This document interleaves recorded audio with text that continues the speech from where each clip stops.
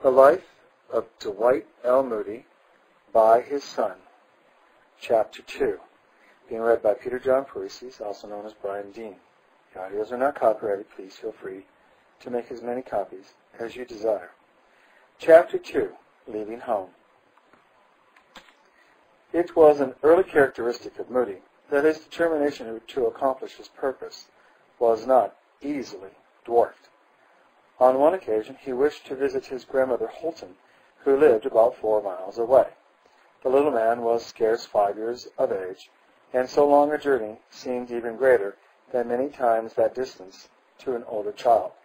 Someone had given him 5 cents, but this was only half the required amount for a child's stage fare for this distance. Nothing daunting, however, little Dwight stopped the passing stage, and having stated his case to the driver, asked if he would accept the 5 cents for his fare. The stage was already full inside, but the stage driver consented to take him as baggage, and for 5 cents placed him on top of the coach within the rack that guarded the trunks. He reached his grandmother's, the only other house in the world where the Moody children were assured of a welcome, and after spending a day at the old farm, was urged by his relatives to make an early start for home, as it was supposed that he intended to walk back to Northfield. The little fellow had made up his mind, however, that the stagecoach was far preferable to a long tramp, and had already made his plans for riding home. Going out into the fields, he picked a bouquet of wildflowers, another of caraway, and once more hailed the coach, pre-offering his flowers for his return journey. We can imagine the surprise of his mother at seeing Dwight returning in triumph, perched upon the stage box. It was this spirit which made him a leader among the boys in his native town, and the wild escapades into which he led his companions were the source of amusing reminiscence in years later. Squire Alexander, from the fact that his was the nearest residence to the old red schoolhouse of that district, was most frequently the victim of those pranks. Stories are told how Dwight and his companions would appropriate the squire's old pug to coast down the steep hill below his house, the recklessness of the venture only adding the greatest zest to its enjoyment. On another occasion, he led his followers to the cattle sheds of the squire, where they quietly climbed up on the empty rafters, and then, of a sudden, raised the most awful whoops and yells, at the same time jumping about on the loose planks. The effect of this turmoil upon a lot of young steers may be well better imagined than described. The rush of the animals through the barnyard fences gave the youngsters occupation suited exactly to their taste. Of course, no one knew who was to blame for the stampede, for before the squire could reach the barn, there were no boys in sight, and in the roundup of the cattle, young Dwight was the most indignant at the inexcusable vandalism of the act.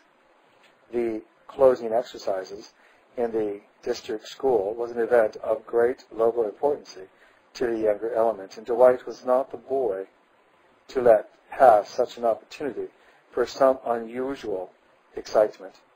On one such occasion, he was to give as a recession Mark Antony's oration over Julius Caesar, and to add, as was supposed, to the dramatic effect, introduce the small box to represent the coffin of the illustrated dead. The teacher's desk served as a bier upon which this rested, and as the eloquence of the orator found added expression to the extravagant gestures, the little box was knocked off, and out jumped a very frightened old tomcat. The scene which followed had just the effect Mark Antony seemed to have aimed at, for though the stones of Rome did not rise, every animate being in the room did. Even simpler tricks delighted him. Once, when asked to hand a jug of cider to a farmer in his wagon, Dwight, who was then working on the farm, intending, indeed, to go home in that very wagon, waited only till the jug was at the farmer's lips to startle the horses so that their sudden jump unseated the driver, who fell back into the bottom of the wagon, unable to rise and equally unwilling to relinquish the jug, which would have drenched him had he taken it from his lips. Dwight's busy hand and brain were always occupied, and he wanted to see others busy too. In those younger days, he seemed to love the excitement of a crowd, and once, when an unusually uneventful winter had dragged by, he decided that something must be done. This he arranged without conference with anyone, not daring to trust his closest friends. Writing out an announcement for a temperance meeting to be addressed by an out-of-town lecturer, he posted it on the district schoolhouse door.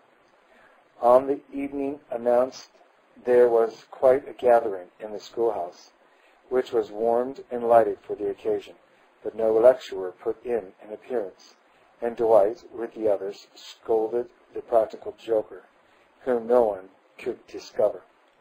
For such mischief, he frequently received a double chastisement, first at the hands of the schoolteacher, and afterwards from his mother.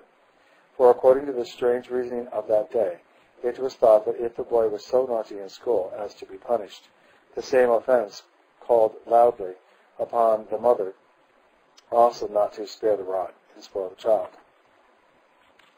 But evidently Dwight thought the fun was worth the whipping, for his love of practical jokes never grew less. It should be said, however, that when the joke was at his own expense, he enjoyed it just as much, for as he expressed it, no man has a right to play a joke unless he is willing to take one.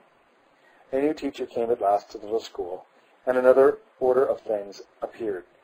To begin with, she opened the exercises with prayer, which greatly impressed the boys, and when later she announced that she proposed to rule the school without the old-fashioned whippings, their astonishment was increased.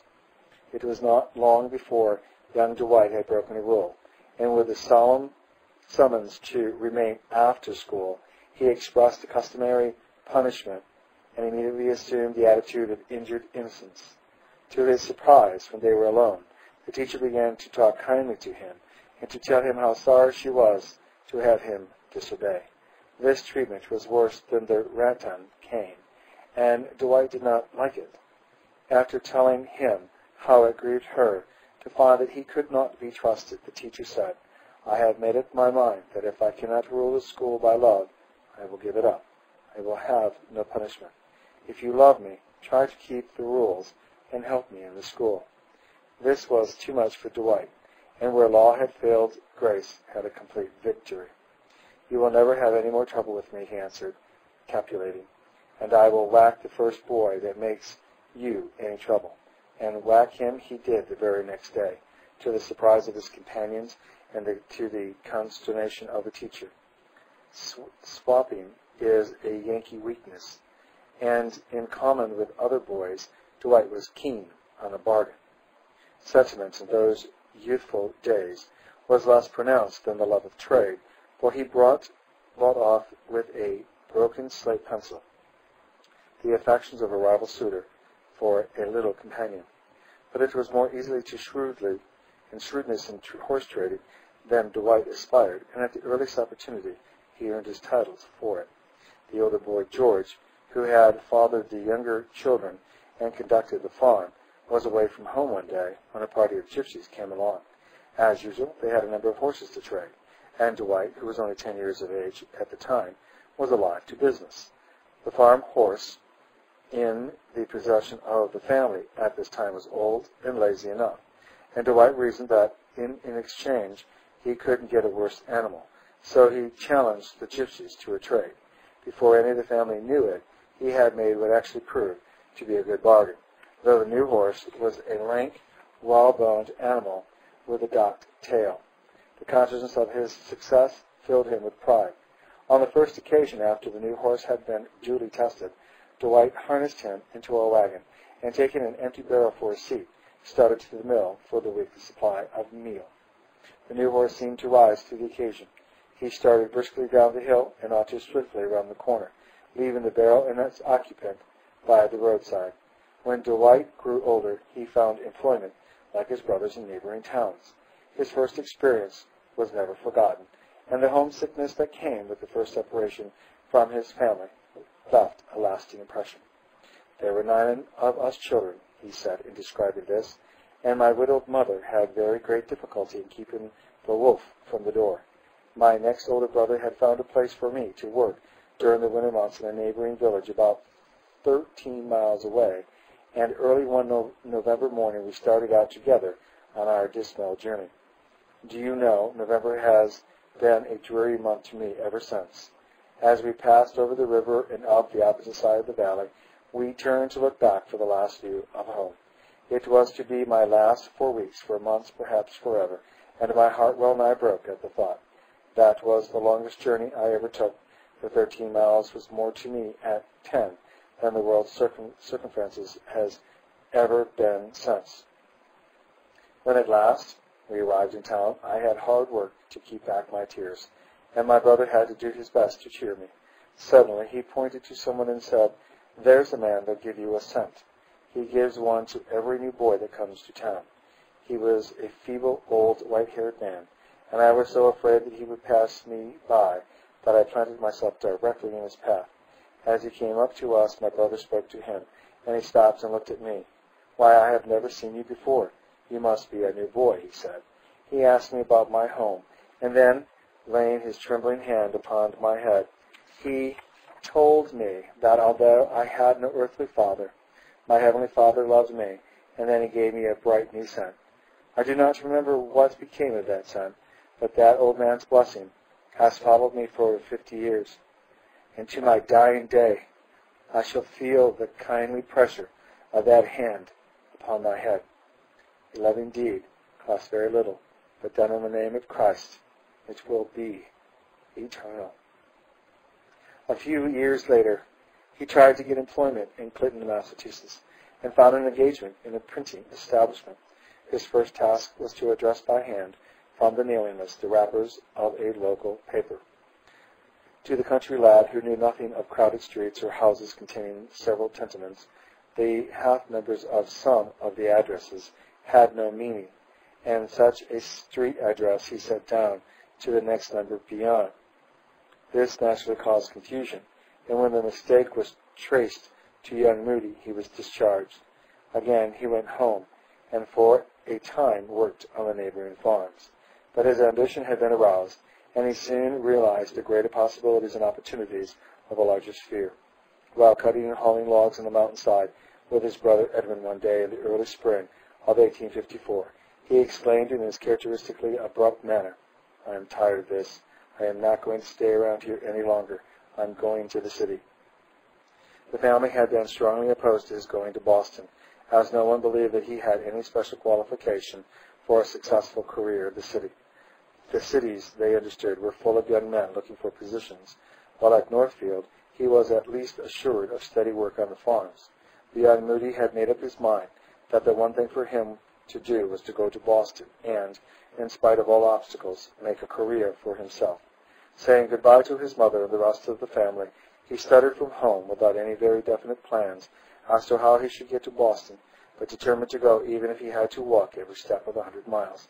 Halfway between his home and the depot, he met his older brother George, who inquired where he was going.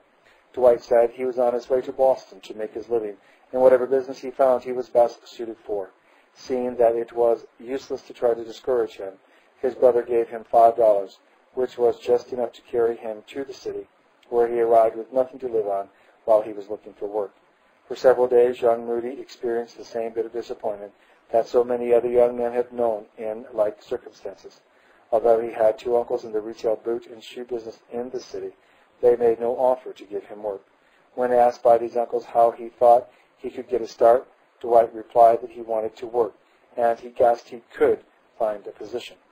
It was quite possible that a consciousness of his awkwardness may have given the country boy that appearance of a false independency which prejudiced his relatives against him. Long afterwards, when preaching in Boston, he described with deep feelings those days of sufferings. "I remember I walked up and down the streets trying to find a situation," he said, "and I recollect how, when they answered me roughly, their treatment would chill my soul. But when someone would say, 'I feel for you. I would like to help you, but I can't. But you'll be all right soon,' I went away happy and light-hearted. That man's sympathy did me good. It seemed as if there was room for everyone else in the world, but none for me. For about 2 days I had the feeling that no one wanted me. I never have had it since, and I never want it again. It is an awful feeling. It seems to me that must have been the feeling of the Son of God when he was down here. They did not want him. He had come to save men, and they did not want to be saved. He had come to lift men up, and they did not want to be lifted up. There was no room for him in this world, and there is no room for him yet. I went to the post office 2 or 3 times a day to see if there was a letter for me. I knew there was not, as there was but one mail a day from Northfield. I had no employment and was very homesick, and so I went constantly to the post office, thinking perhaps that when the mail had come in my letter had been mislaid. At last, however, I got a letter. It was from my youngest sister, the first letter she ever wrote me. I opened it with a light heart, thinking there was some good news from home, but the burden of the whole letter was that she had heard there were pickpockets in Boston, and warned me to beware of them. I thought that I had better get some money in hand first, and then I might look out for pickpockets. At the end of the week, he was utterly discouraged. There seemed nothing for him in Boston, and he announced his purpose of trying what he could do in New York. At first, his attitude towards his uncles had been the independent one of waiting for them to offer him work, and when advised to ask them for employment himself, he said, "They know I am looking for work, and they may help me or not as they please." But at length his pride gave way under the dreadful sense of being adrift in a world that seemed to care nothing for him. Learning of his changed state of mind, one of his uncles ventured to offer him a little advice, telling him that his self-will was greatly in his way, that modesty was sometimes as needful as courage, and suggesting that his uncle Samuel Holton would no doubt be glad to do something for him if he would show himself a little more willing to be governed by people who were older and wiser than himself. Dwight demurred, saying his uncle Samuel knew perfectly well what he wanted, but the uncle insisted, so that at last the boy asked for a place in the shoe shop. "Dwight, I am afraid you come in here. If you come in here, you will want to run the store yourself," said Mr. Holton. "Now, my men here want to do their work as I want it done. If you want to come in here and do the best you can, and do it right, and if you're willing to ask whenever you don't know, and if you promise to go to church and Sunday school, and if you will not go anywhere that you wouldn't want your mother to know about, we'll see how we can get along. You can have till Monday to think it over." "I don't want to wait till Monday," was the prompt response. "I'll promise now." Young Moody had little acquaintance with city ways and city manners, but it soon became evident that he was by nature, wit, and brightness one of the best of salesmen. With his keen perception and irrepressible energy, he made an unusual success of the work. He was not satisfied with the ordinary methods of the salesman, and like the merchants of old, he cried his wares before the door, and actually went out to the street to persuade uninterested passers that they wanted to buy. Nothing delighted him so much as a success of this kind, and that he had many is not surprising. His new occupation, far from lessening his love of practical joking, seemed to make it better. Always on the lookout for someone whom he could tease, he found a tempting victim in a cobbler who worked in the store. One day in his absence, young Moody, with a sharp knife, made a clean slit in the leather seat of the cobbler's box. Then, taking a pan of water, he set it under the box so that the cobbler's weight would bring the seat in contact with the water, which of course would rise through the cut. Having set his trap, the joker awaited the result. Presently the cobbler came in and sat down. The effect may be imagined. The victim took his seat only to jump up hurriedly, but as soon as the leather was relieved of his weight, the hole closed, and after wiping the seat dry, he again seated himself to begin to work. It was not till the third or fourth time that he discovered the trouble, and Moody had to make a hurried escape. This was the nonsense of a lively boy of 17, but from that harmless love of fooling, the happy gentility of a mature man was to results. This sense of humor, this healthy appreciation of the ridiculous, is the very salt of a great temperament. Such a man, however intense, can never be a fanatic, and the people, the men in the street, felt this instantly.